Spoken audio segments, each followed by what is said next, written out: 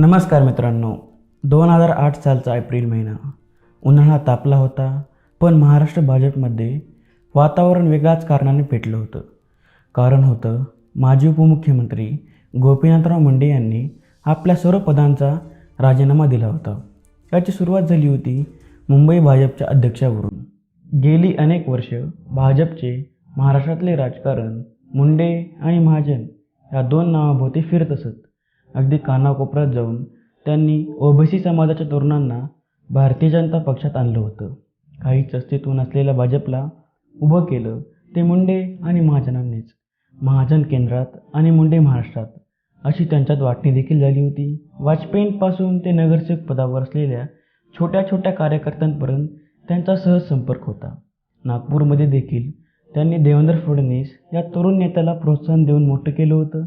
अनेक नेते या महाराष्ट्रात आणि देशात हे प्रमोदजींनी तयार केले. माझ्यासारखे अनेक तरुण त्यावेळेचे की ज्यांना प्रेरणा देऊन प्रमोदजींनी पुढे आणलं आणि या महाराष्ट्रामध्ये एक नवीन लीडरशिप तयार करण्याचं काम हे खऱ्या अर्थानं प्रमोदजींनी केलेलं आपण बघितलं. देवेंद्र फडणवीस हे माजी विधान परिषद आमदार गंगाधरपंत फडणवीस यांचे चिरंजीव होते. अनेक वर्ष त्यांनी नागपूर पदवीधर मतदारसंघ जिंकला होता. गंगाधर फडणवीसांना मुंडे आणि महाजन खूप मानायचे, विशेषतः प्रमोद महाजन. जेव्हा जेव्हा नागपुरात जायचे तेव्हा गंगाधर पंतांच्या घरीच उतरायचे. रात्री त्यांच्या होणाऱ्या घनघोर चर्चा देवेंद्र फडणवीस त्यांच्या कानावर पडूनच त्यांना राजकारणाचा बाळकडू मिळाला होता. प्रमोद महाजन हे जेव्हा कधी नागपूरमधल्या भाजप मिटिंगला जायचे तेव्हा देवेंद्र फडणवीसांना सोबत घेऊन जायचे. ते 17 वर्षाचे असतानाच गंगाधर फडणवीस यांचं निधन झालं. त्यांच्या जागी नितीन गडकरी यांना नागपूर पदवीधर मतदारसंघातून भाजपचं तिकीट देण्यात आलं होतं. त्यावेळी प्रमोद महाजन नागपुरात आले होते. ते नितीन गडकरी यांना थेट म्हणाले होते, जेव्हा फडणवीस 21 वर्षाचे होतील तेव्हा ही जागा त्यांच्यासाठी सोडावी लागेल.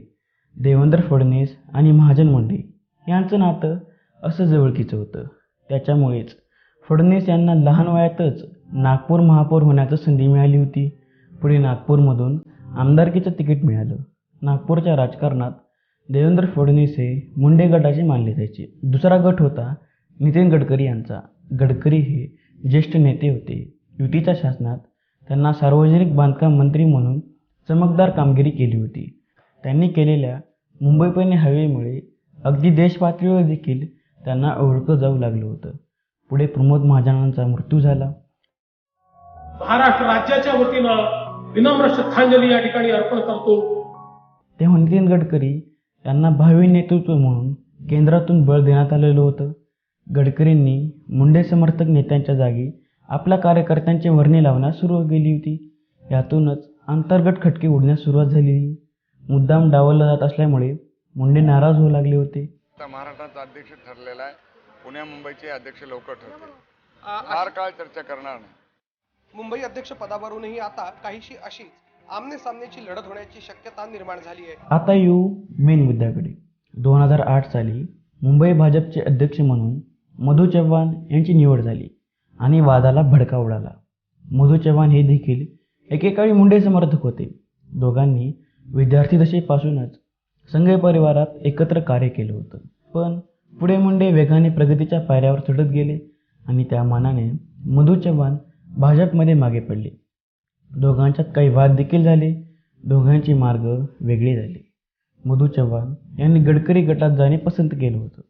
पुढे जेव्हा त्यांना मुंबई भाजपचे अध्यक्ष करण्यात आले तेव्हा मुंडे यांच्या संतापाचा कडेलोट झाला. त्यांनी तडकाफडकी आपल्या भाजपमधल्या सगळ्या पदांचा राजीनामा देऊन टाकला. मुंडे यांचा राजीनामा म्हणजे भाजपसाठी मोठा भूकंप होता. ते लोकनेते होते. त्यांच्या पाठीशी तळागाळातल्या कार्यकर्त्यांची मोठी ताकद होती. मुंडेंची नाराजी पक्षाला परवडणारी नव्हती. त्यांच्या राजीनाम्याने क्रांती केली. कधी नव्हते ते राज्यातील भाजपच्या शेकडो पदाधिकाऱ्यांनी त्याला पाठिंबा द्यायला आपापल्या पदांचे राजीनामे दिले. ते देणाऱ्यात सुधीर मुनगंटीवार, देवेंद्र फडणवीस होते आणि चंद्रपूरचे हंसराज अहिर या खासदारापासून पुण्याच्या गिरीश बापट या आमदारांपर्यंतचे सारेच होते.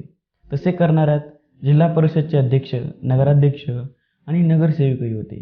त्या एका घटनेने लोकनेता म्हणजे काय आणि त्यांची ताकद केवढी याची जाणीव भाजपच्या केंद्रीय नेत्यांना झाली होती. माझ्यावर प्रेम करणाऱ्या महाराष्ट्राच्या कानाकोपऱ्यातून आलेल्या बंधू आणि भगिनींना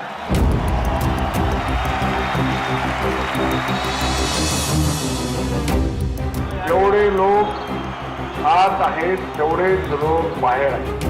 तरी मी पोहोचत नसलो तरी माझा आवाज तुमच्यापर्यंत पोहोचतो. त्याआधीच्या ज्या पुढाऱ्यांनी संघ जनसंघाचे राजीनामे दिले तेही काही काळातच विस्मृतीच्या आड गेले व विझले होते. मुंडेंच्या राजीनाम्याने मात्र वणवा पेटवला होता. मुनगंटीवार, फडणवीसांसारखे शेकडो नेते कार्यकर्ते राजीनामा देत आहेत म्हटल्यावर भाजपला एक पाऊल मागे घ्यावं लागलं आणि मधू चव्हाण यांची मुंबई अध्यक्षपदावरून 3 दिवसात हटवलं व त्यांच्या जागी मुंडे समर्थक गोपाळ शेट्टी यांची निवड करण्यात आलेली होती.